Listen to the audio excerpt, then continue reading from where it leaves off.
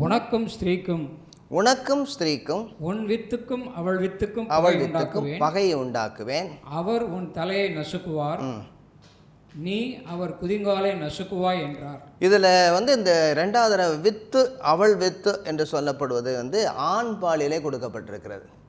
அப்போ கொடுக்கக்கூடிய வரக்கூடிய ஒரு பாலகன் அவர் அதாவது அதாவது மகனாக இருப்பார், குமாரன்.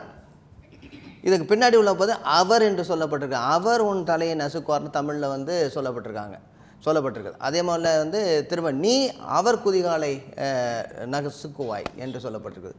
எனவே இங்கேயே ஆண்டவர் என்ன செய்கிறாருன்னா, எல்லாம் வர்றதுக்கு முன்னாடியே இதை என்ன சொல்லுவாங்க, புரோட்டோ எவாஞ்சலிசம் அப்படின்பாங்க.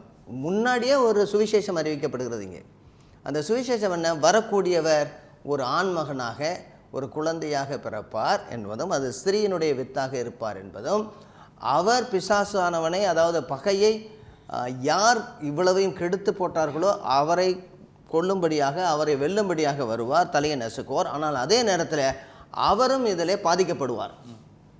அவரும் இதிலே நிச்சயமாக அவர் தன்னுடைய ஜீவனையை கொடுக்கக்கூடிய அளவிற்கு இதை செய்வார் என்று சொல்லி எழுதப்பட்டிருக்கிறது.